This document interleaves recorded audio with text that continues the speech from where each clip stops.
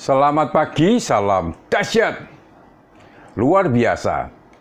Jumpa lagi bersama Naked 21. Saya Joko Cahyadi. Hari ini, sahabat, saya ingin sharing masih seputar tentang eye Theracare ya. Tentang penjelasan oleh seorang dokter, yaitu Dr. Wijaya Yahya, seorang dokter yang memang ahli dan dalam bidangnya tentang cara menggunakan dan manfaat daripada eye Theracare, tentunya dengan baik dan benar.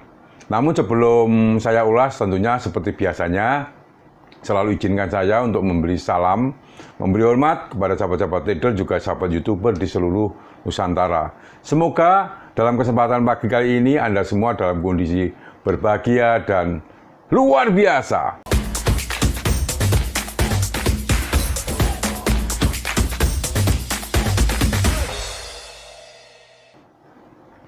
Bagi sahabat trader yang kurang jelas atau menanyakan seputar tentang eye Theracare ya, bagaimana caranya bergabung, silakan add WA saya di description atau klik link join di referral description ya.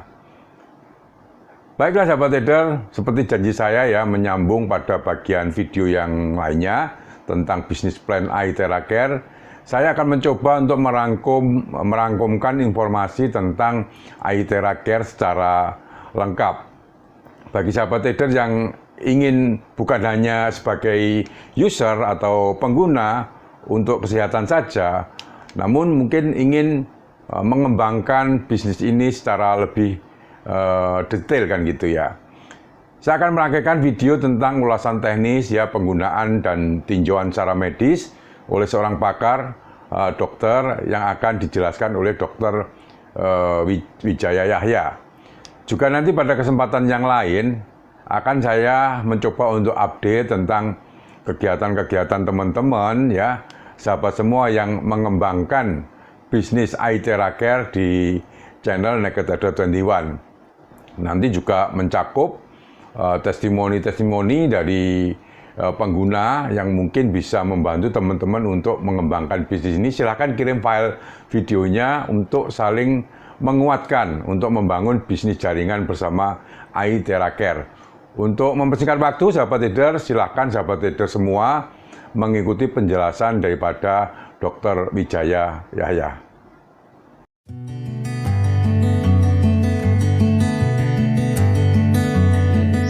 Hanya sharing di mana tempatnya terahertz ini di dalam TCM ya, karena saya belajar akupunktur, saya juga belajar prinsip-prinsip dalam traditional Chinese medicine ini ya. Nah, ini saya hanya bahas prinsip dasarnya menerapkan terahertz untuk kesehatan kita ya. Tadi kita sudah belajar bahwa ini bukanlah barang yang baru betul karena sudah dipakai di bidang-bidang lain. Hanya untuk terapi ini yang relatif baru. Dan ini akan terus berkembang memasuki masa depan ya. Saya baca artikelnya nanti akan menjadi bagian dari terapi cancer ya, di kemudian hari ini akan menjadi salah satu bagiannya. Oke. Nah, kalau kita bicara terapi, mungkin sebagian tuh akan merasa itu seperti urusannya medis, kedokteran gitu ya. Tapi padahal yang kita maksudkan terapi itu kita lakukan juga setiap hari. Kalau kita lagi pegal-pegal, itu kita otomatis urut-urut, pijat-pijat, itu juga suatu terapi. Ya, cuma kita mengenalnya sebagai terapi kesehatan. Nah, di zaman sekarang ini kita tidak bisa lagi memisahkan ini medis, ini kesehatan gitu ya. Karena badan kita itu cuma satu gitu. Jadi kalau kita melakukan terapi ya kita melakukan upaya penyembuhan untuk badan yang satu itu. Dan sekarang arahnya adalah upaya terapi secara holistik. Nah, apa saja yang bisa mendukung pemulihan kesehatan kita akan gunakan, yaitu holistik. Nah, jadi terapi kesehatan yang dimaksudkan di sini mungkin kita lebih tepat membayangkannya sebagai suatu upaya perawatan. Ya, kalau terapi itu kan sepertinya hanya 1-2 kali datang penyakitnya hilang gitu ya. Tapi kalau namanya perawatan itu kan kita harus lakukan secara kontinu gitu ya. Seperti kita merawat mobil kan juga tidak bisa hanya sekali, tapi kita lakukan secara rutin berkala ya. Nah, kenapa kita perlu melakukan hal ini? Karena kita mau healing yang sudah ada dalam tubuh kita ini bekerja dengan optimal ya, dengan semaksimalnya sesuai dengan usia, sesuai dengan kondisi lain-lain yang ada pada orang itu ya. Nah, yang dimaksud healing ini adalah daya penyembuhan yang kita sudah dapatkan sejak kita lahir. Ya, misalnya kita luka itu tidak diberikan macam-macam jenis terapi pun dia bisa sembuh dengan sendirinya gitu ya. Luka lecet misalnya gitu. Atau bahkan luka robek juga kalau tidak terinfeksi dia bisa sembuh dengan sendirinya. Itu yang disebut healing. Jadi perawatan kesehatan ini adalah memperbaiki kondisi dasar yang ada di tubuh kita supaya healing ini bisa terus berlangsung dengan baik gitu ya. Nah, di dalam traditional Chinese medicine itu yang menjadi target dari healing itu adalah menjaga keseimbangan dan keharmonisan berbagai sistem tubuh kita gitu ya. Ada yin yang, ada 5 elemen. Nah, itu semua tuh kita jaga supaya seimbang dan harmonis. Nah, beberapa agen untuk penyembuhan kita bisa bedakan tuh suatu yang alamiah ya, misalnya makanan, air, udara, sinar matahari, dan juga sejumlah herbal misalnya ya, bahan-bahan alamiah itu mendukung penyembuhan kita supaya lebih cepat. Gitu, ya. Sekarang kita tahu vitamin D itu terbentuk kalau kita mendapat cukup sinar matahari. Ya, jadi sinar matahari merupakan bagian dari natural healing ini. Nah, selain yang alamiah, kita sebagai manusia tuh diberi akal untuk menciptakan teknologi. Nah, dan dengan teknologi ini kita dibantu juga upaya penyembuhan ini ya, pemulihan kesehatan. Misalnya lewat produk suplemen, diekstrak dari bahan-bahan makanan. Nah, itu merupakan bagian dari teknologi ya. Lalu kita mengenal ion negatif ya. Karena ion itu nanti bisa menangkal radikal bebas di udara. Jadi ini ilmu yang kita gunakan untuk membantu healing kita. Nah, lalu ada satu kelompok yang bekerja di bidang bioenergi. Jadi energi yang berurusan dengan kehidupan. Ya. Mungkin kita sudah kenal inframerah jauh, lalu radiofrekuensi, lalu ada magnetic pulse ya. Ini bukan sekedar magnet, tapi magnet itu ditembakkan ke dalam tubuh kita untuk menghasilkan pemulihan dari nyeri gitu ya. Dan sekarang kita diperkenalkan dengan teknologi yang terkini lagi yaitu terahertz ini ya. Nah, jadi tadi sudah disinggung healing dalam traditional Chinese medicine itu intinya adalah di energi dan darah. Ya, Qi itu energi, Xue itu darah ya. Nah, dua hal ini harus cukup, harus lancar gitu. Dan kalau yang belajar lebih jauh, arah di meridian itu juga mengikuti arah yang alamiahnya ya. Jadi ada yang ke atas, ada yang ke bawah, itu semua harus sesuai dengan arahnya. Nah, selain Qi Xie itu kita juga mengenal yin yang atau dingin panas itu harus seimbang gitu ya. Nah, jadi ini upaya kalau kita bisa menciptakan keseimbangan ini, kita sudah mendukung daya penyembuhan itu. Nah, nanti ditambah lagi 5 elemen di tubuh kita, itu juga kita akan bikin supaya mereka saling menghidupi dengan harmonis. Nah, ini ketidakseimbangan yang membuat kita sakit ya. Jadi kita bayangkan tuh seimbang tuh seperti gambar yang pertama ini, dia sama besar ya. Walaupun di dalam kenyataannya yang namanya seimbang itu belum tentu sama besar gitu ya. Jadi ada kondisi di mana yang namanya seimbang tuh yin-nya lebih sedikit dari yang-nya. Ya, itu bisa. Jadi ini hanya diagram supaya kita lebih mudah paham saja ya. Nah, di mana posisi terahertz yang merupakan energi ya, yang kita tembakkan, kita blow ke dalam tubuh kita ya. Jadi kalau dalam gambar ini jelas posisinya itu ada pada kondisi orang yang kekurangan unsur yang, kekurangan energi. Bagaimana tahunya orang kekurangan energi? Orangnya itu bawaannya lesu. Nah, kalau dulu kita mengenal lesu, lemah, letih, gitu, letoy, ya, itu orang-orang yang kekurangan yang qi, ya, kekurangan energi, kekurangan unsur yang. Lalu mukanya pucat. Lalu kalau kita salaman, kita akan rasakan tangannya tuh dingin. Nah, itu jelas orang-orang yang kekurangan yang. Nah, di sini terahertz ini bisa dengan cepat dia menaikkan yang qi ini sehingga mencapai keseimbangan yang baru. Makanya orang-orang yang di terapi itu bisa dengan satu kali terapi dia merasakan suatu perubahan yang besar ya, karena yang qi-nya ini sudah dinaikkan dengan cepat ya. Diimport dari luar, dari alat iTheraCare ini masuk ke dalam tubuh kita. Nah, cara-cara lain punya posisinya masing-masing. Misalnya kalau dia kekurangan yin, kekurangan mineral, kekurangan vitamin, ya orang harus kasih makan, kasih suplemen. Kita tidak bisa orang kelaparan kita blow dengan terahertz jadi kenyang kan nggak bisa gitu ya. Jadi semua ada tempatnya gitu. Kita bisa tambahkan kalau yin-nya ini berupa kekurangan cairan gitu ya. Ada orang-orang saya temukan tuh kulitnya kering, lidahnya kering. Saya nasihatkan ibu mesti minumnya ditambah gitu ya. Lalu ibu itu mengatakan, loh saya tuh minumnya sudah banyak, udah 2 liter gitu.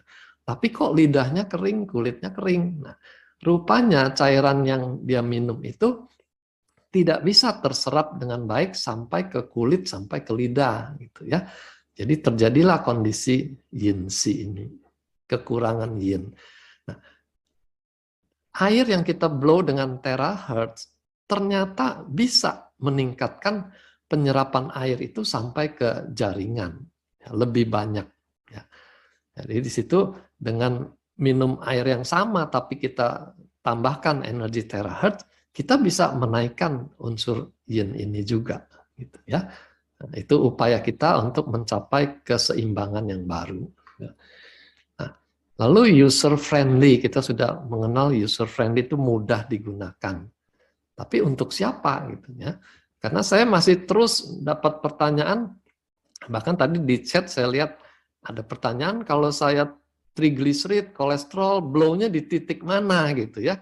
Nah, kalau sudah seperti itu kan kita jadi merasa ini tidak user friendly lagi. Saya harus belajar akupunktur, saya harus mengerti TCM baru bisa pakai alat ini gitu ya. Nah, sebenarnya tidak begitu. Ini user friendly ini mudah digunakan tuh benar-benar untuk orang awam, untuk semua orang ya.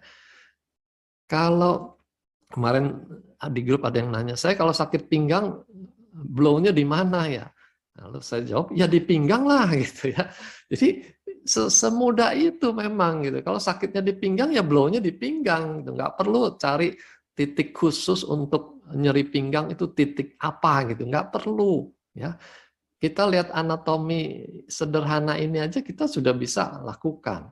Jantung di mana, paru-paru di mana, liver itu di mana. Tinggal ngintip sedikit peta ini kita bisa langsung blow di organ yang sakit gitu ya.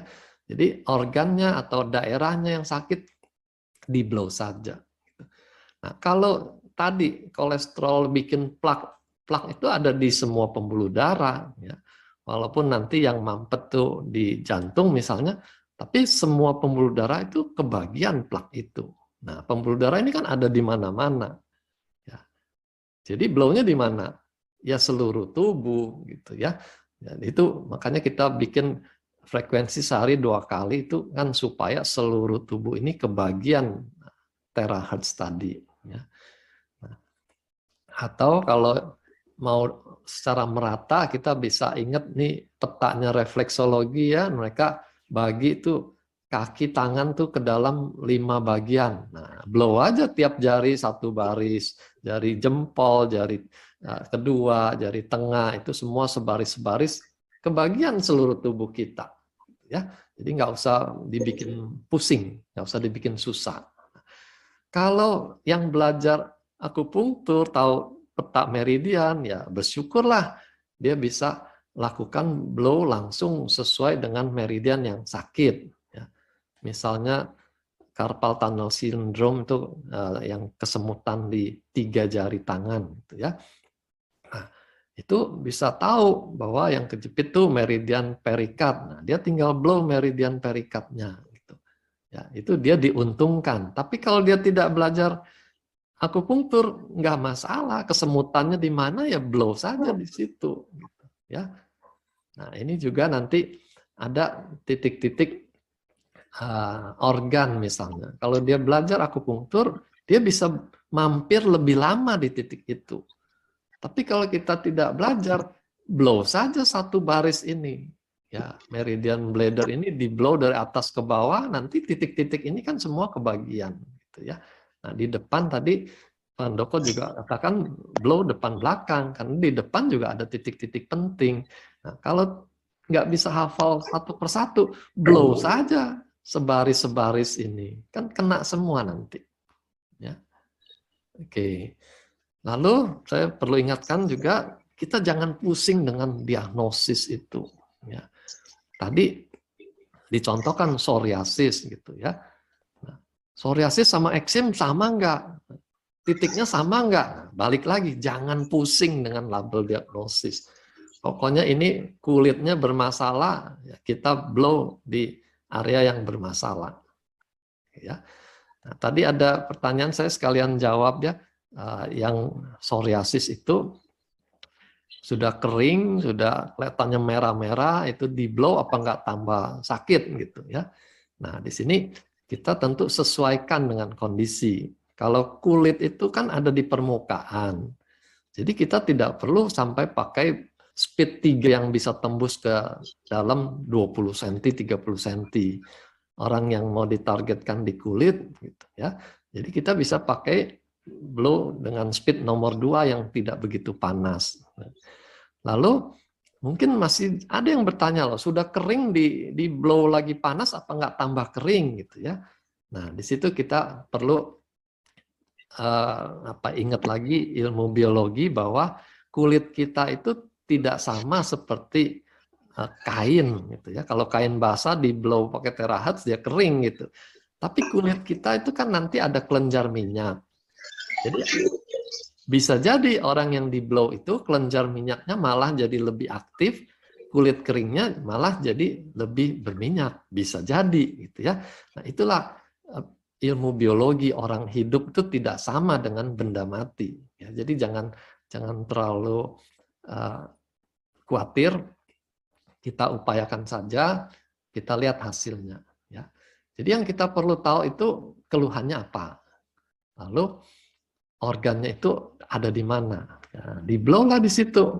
Ya, sesuai dengan keluhannya. Nah, kalau keluhannya dingin, yang tadi ya sindrom Yangtze, alat ini sangat cocok karena dia akan menambahkan unsur panasnya sehingga sindrom dinginnya ini bisa teratasi ya. Makin dingin orangnya, dia perlu intensitas yang lebih kuat ya. Makanya ada speed 3 itu. Pada orang yang dingin itu speed 3 dia nggak rasa panas mungkin. Dia hanya merasa anget-anget karena dia terlalu dingin gitu. Nah, di situ dia perlu speed 3 dan perlu lebih lama. Tapi kalau orangnya sudah sindrom panas, ya kita salaman tangannya panas, mukanya merah, gitu, orangnya emosional, ya, itu dia sindrom panas, kita jangan berlama-lama, nanti tambah panas, gitu ya. Kemarin saya dapat video ada orang yang di blow dengan alat terahertz ini, 1 tangan 1 alat, gitu, 1 telapak tangan, jadi ada 4 alat ditembakkan ke situ, ditambah lagi kepalanya Pak Hui ditembak juga dengan alat terahertz itu. Itu saya nggak tahu dia idenya dari mana gitu ya. Nah, kalau orang itu sindrom panas ditembak 5 alat terahertz begitu, itu malah dia jadi sakit yang berbahaya gitu. Yang-nya itu akan kelebihan gitu ya. Oke. Nah, tadi sudah disinggung kontraindikasi hal-hal yang jangan dilakukan ya. Kalau luka perdarahan yang kelihatan ataupun di dalam, maka tadi dikatakan orang jatuh patah tulang, kita nggak tahu di dalam perdarahan atau enggak. Jangan di blow, karena dia melancarkan darah. Nanti kalau di blow darahnya tambah ngocor kan malah repot, gitu ya. Oke. Lalu satu lagi prinsip ini ya, start low, go slow, ini perlu diperhatikan. Jangan nafsu pengen cepat sembuh, orang baru datang kita langsung blow 15 menit gitu. Ya, kita pernah dapat orang dengan banyak penyakit di blow dia langsung ngorok gitu ya. Nah, ini ngorok karena ngantuk atau ngorok kesadarannya menurun, kan kita juga bingung gitu ya. Jadi hati-hati, mulai pelan-pelan aja 5 menit gitu ya. Speednya jangan langsung speed 3, speed 1 aja gitu. Ya, lalu naikkan perlahan-lahan. Karena tadi sudah dikatakan bisa terjadi detox syndrome. Gitu ya. Detox itu bisa rasanya nggak nyaman sekali. Kita punya downline satu, dia di blow, malamnya dia rasa nggak keruan, pusingnya sampai besok masih rasa nggak enak. Gitu ya. Nah, itu efek detox. Nah, bayangkan kalau orang dicoba begitu, apa dia akan beli, malah dia takut gitu ya, mengerikan, rasanya mengerikan dia bilang. Nah itu karena kita terlalu nafsu mau cepat sembuh, kita pakai speed yang tinggi berlama-lama. Oke ya, ingat. Nah, terakhir ini jangan overclaim, bisa sembuhkan semua penyakit gitu ya, terlalu semangat kita katakan seperti itu. Ini namanya overclaim. Kan tadi sudah dikatakan ada sejumlah penyakit yang malah tidak boleh menggunakan alat ini. Ya. Tapi kita bisa katakan karena ini membantu lancarkan energi dan darah, pada berbagai kondisi kita bisa bantu gitu ya. Karena kelancaran energi dan darah itu diperlukan untuk semua kondisi. Ya. Selama tidak ada kontraindikasi tadi ya, hamil, perdarahan. Gitu. Ya. Oke, itu yang saya bisa tahu. Baiklah sahabat trader, hanya itu yang bisa saya sampaikan untuk kesempatan pagi kali ini. Dan bagi sahabat trader yang belum subscribe, silahkan subscribe dan tekan lonceng. Tentunya bila mana Anda menyukai topik-topik seputar bisnis, investasi, dan perdagangan valuta asing. Terima kasih, salam dahsyat, luar biasa.